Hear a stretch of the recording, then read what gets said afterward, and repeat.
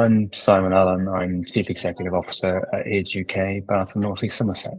So we're a local charity aligned with the National Age UK charity that many people will already know. And locally, our vision is to grow an age-friendly community where everyone is enabled to age well.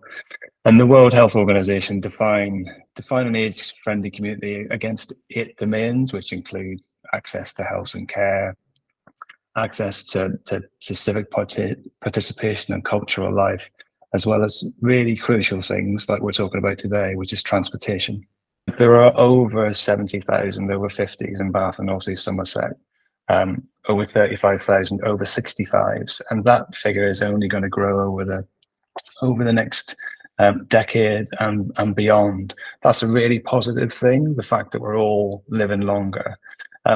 But we all know that as we get older, things start to change for many of us, whether that is our mobility or whether that's cognitive decline, losing friends and family, losing some connections. And when you think about those 35,000 over 65s, 31% of those people live alone. Bus services, especially in rural communities, are essential to make sure that people can access what they need to access to maintain their well-being. Now, that might be access to the local GP, it might be heading off to the IUH or another hospital for an appointment to make sure you get the healthcare that you need.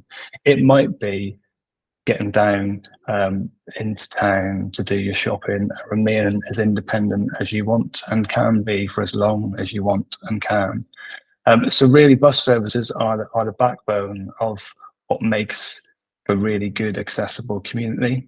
And they are really essential parts of what maintain people in terms of their well-being and staying at home for as long as possible.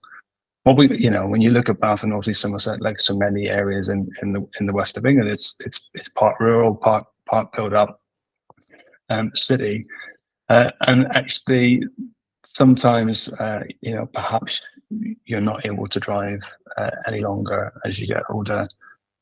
Being able to jump on a bus and get down to meet friends, to do whatever you need to do, is kind of key to keeping you well.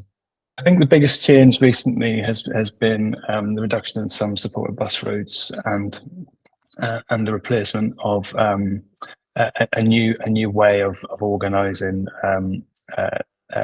the bus service in North East Somerset in particular, and that's around the Westlink service and I guess mobility on demand and mobility as a service platform.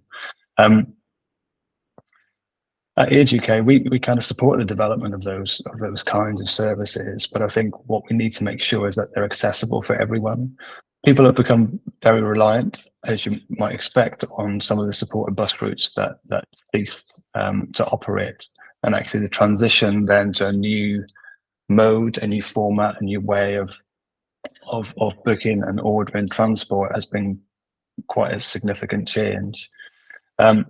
I've mentioned previously that for an awful lot of people, as they get older, their mobility might change, so their cognition might change, and I think it's really essential that when we think about the criteria for where we support bus routes, that it promotes those bus routes that we do fund, promotes people's access to all of the services that they need to maintain their health and well-being. I think for me, it can be kind of simply summed up in terms of Maslow's hierarchy of needs, in terms of making sure that when we're thinking about where to direct funding, that we make access for people who may be excluded for whatever reason, whether that's rurality and geography,